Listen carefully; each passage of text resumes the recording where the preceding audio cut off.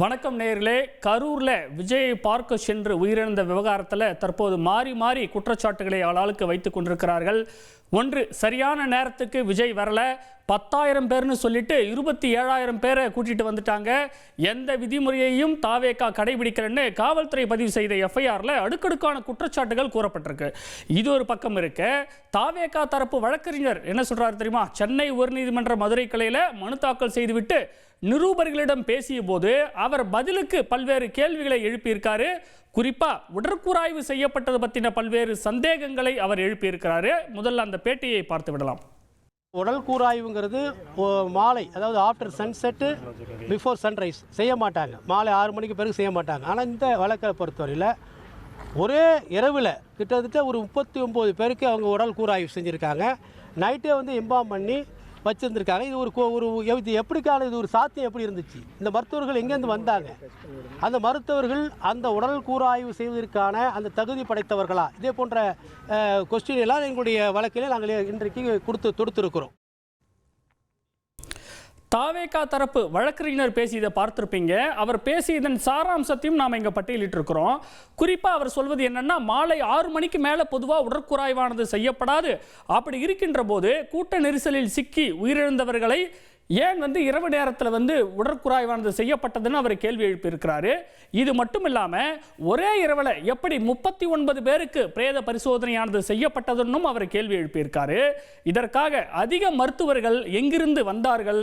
அவர்களுக்கு உண்மையிலேயே பிரேத பரிசோதனை செய்த மருத்துவர்களுக்கு அதற்கான தகுதி இருக்கின்றதா என்றும் தாவேகா தரப்பு வழக்கறிஞர் நீதிமன்றத்தில் தாக்கல் செய்த அந்த மனுவில் சொல்லியிருப்பதோடு மட்டுமல்லாமல் அவர் தன்னுடைய பேட்டியிலும் குறிப்பிட்டார். இந்த நேரத்தில் நம்முடைய டாக்டர் ஜெகதீஷ் கமல் சந்தர் பேராசிரியர், சென்னையில் இருக்கக்கூடிய பிரபல தனியார் மருத்துவமனையில் துறை தலைவராக பணியாற்றி வருகின்றார். அதாவது பிரேத பரிசோதனை செய்வாங்க இல்லையா, அந்த துறையின் தலைவராக இருக்கக்கூடியவர்.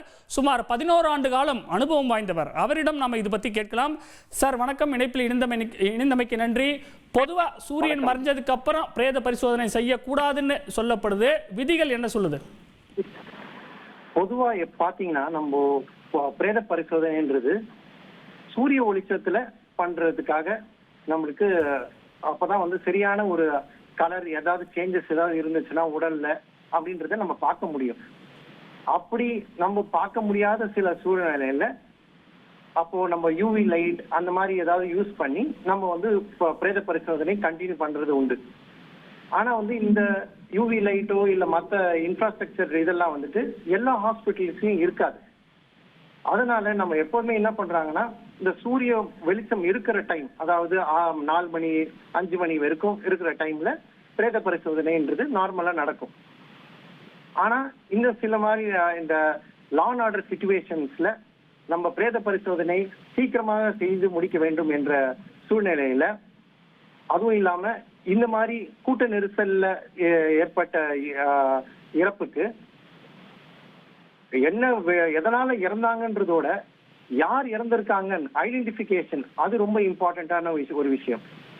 ஸோ அந்த விஷயத்தையும் நம்ம கருத்தில் கொண்டு எப்போதுமே இந்த மாதிரி அசம்பாவிதம் நடக்கும்போது பக்கத்து கவர்மெண்ட் ஹாஸ்பிட்டல்ஸ்ல இருந்து டாக்டர்ஸ் எல்லாம் நம்ம ஃபீட் பண்ணி கூட்டிட்டு மோஸ்டா இந்த மாதிரி நேரத்துல, அதுவும் முக்கியமான விஷயங்கள்ல ஃபோரன்சிக் மெடிசன் டாக்டர், அதாவது உடல் கூராய்வு செய்யக்கூடிய ஸ்பெஷாலிட்டி உள்ள டாக்டர், அதுவும் இந்த சட்டம் சார்ந்த மருத்துவத்துறைன்னு சொல்லுவாங்க எங்களுது, அவங்களதான் கூப்பிட்டு இந்த ஆட்டாப்சின்றது பிரேத பரிசோதனை என்ற ப்ரொசீஜர் பண்ணுவாங்க.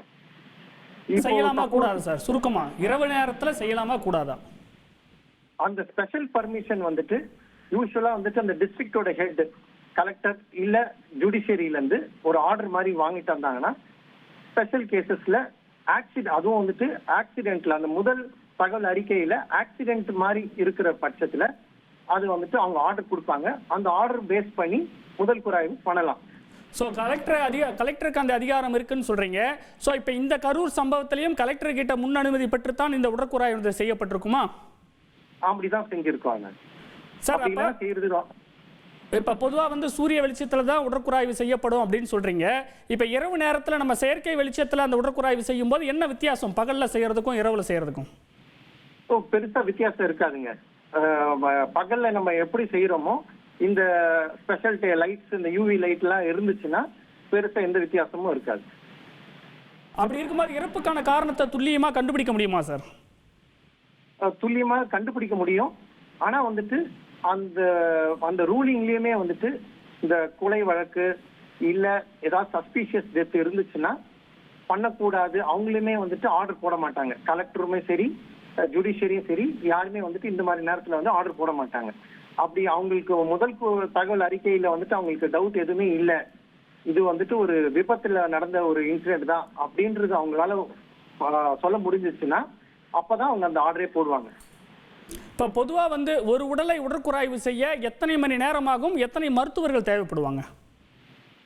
யூஸ்வலா வந்துட்டு பார்த்தோம்னா ஒரு மருத்துவரே போதுமானதா இருக்கும். கூட வந்துட்டு ஹெல்ப்பர், ஏதாவது மார்ச்சுரி அட்டெண்டர்ஸ் மாதிரி ஹெல்ப்பர் வச்சுட்டு இருப்பாங்க. ஒரு மருத்துவரே போதுமானதாக இருக்கும். பட் வந்துட்டு இப்போ டைம் முன்னு பார்த்தோம்னா மினிமம் ஒரு மணி நேரத்துல இருந்து 2 மணி நேரம் நார்மலா எடுக்கலாம். சில நேரங்கள்ல ரொம்ப தேவைப்படுற நேரத்துல 3 மணி நேரம் 4 மணி நேரம் கூட ஆகலாம். இப்போ ஒரு மருத்துவமனையில், இப்போ கரூர் மாதிரியான அந்த மருத்துவக் கல்லூரி மருத்துவமனையில் அந்த பிரேத பரிசோதனை செய்யக்கூடிய எத்தனை மருத்துவர் சார் இருப்பாங்க ஆன் டியூட்டியில்? எப்போ கரூர் மருத்துவமனைன்றது வந்துட்டு வெறும் மருத்துவமனை மட்டும் இல்லாம அது ஒரு மெடிக்கல் காலேஜ். மெடிக்கல் காலேஜ்ல வந்துட்டு எப்போதுமே வந்துட்டு ஃபெசிலிட்டிஸ்லாம் வந்துட்டு கொஞ்சம் எக்ஸ்ட்ராவா இருக்கும். ஒரு நார்மல் ஒரு டிஸ்ட்ரிக்ட் ஹாஸ்பிட்டல்ல நீங்க பாத்தீங்கன்னா அதோட அதிகமாக ஒரு இதுதான் இருக்கும். ஸோ வந்துட்டு அந்த இடத்துல பண்ணக்கூடிய திறன் வந்துட்டு அந்த ஹாஸ்பிட்டலுக்கு இருக்கும். இப்போ ஒரே இரவில் 39 பேரின் உடல்களை வந்து உடற்குறாய்வு செய்திருக்கிறதா சொல்றாங்க.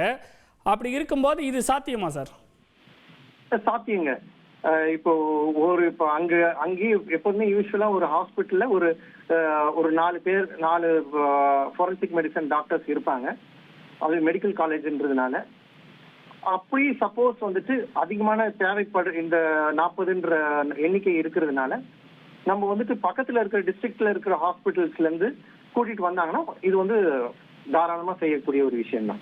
இப்ப இந்த கூட்ட நெரிசல்ல உயிரிழந்தவங்களை இப்படி உடற்குறாய்வு இரவுல செஞ்சது வந்து சரியா? உங்களுடைய தனிப்பட்ட கருத்து என்ன சார்? இப்ப என்ன விஷயம், நாங்க ஏற்கனவே வந்துட்டு ஒரு பேட் இன்சிடென்ட் நடந்திருக்கு. அப்போ வந்துட்டு அவங்கள ஐடென்டிஃபை பண்ணி அவங்க ஃபேமிலி மெம்பர்ஸ் கிட்ட சேர்க்கறதுன்றது வந்துட்டு ஒரு முக்கியமான ஒரு விஷயம். அதுல பார்த்தோம்னா இந்த மாதிரி நைட் அட்டாப்சி செய்யறது வந்துட்டு ஒரு தேவையான ஒரு விஷயம் தான். இணைப்பில் வந்து உங்களுடைய கருத்துக்களை பகிர்ந்து கொண்டமைக்கு மிக்க நன்றி சார். நேயர்களே, இந்த சம்பவம் தொடர்பாக தமிழக அரசின் தகவல் சரிபார்ப்பகமும் ஒரு விளக்கத்தை கொடுத்துருக்குறாங்க. அதாவது மாலை 6 மணிக்கு மேலே பிரேத பரிசோதனை செய்யக்கூடாதுன்னு சமூக வலைதளங்களில் பரவக்கூடியது வதந்தி அப்படின்னும் தமிழக அரசின் தகவல் சரிபார்ப்பகம் வந்து தெளிவுபடுத்தி இருக்கிறாங்க. இது மட்டும் இல்லாமல் மருத்துவமனையில் பிரேத பரிசோதனை செய்வதற்கான கட்டமைப்பு வசதி இருந்தால் போதுமானது. 2021ஆம் ஆண்டு நவம்பர் 15ஆம் தேதியே இதனை மத்திய அரசு அறிவித்திருந்ததாகவும் தமிழக அரசின் அந்த பதிவில் சுட்டிக்காட்டப்பட்டிருப்பது குறிப்பிடத்தக்கது.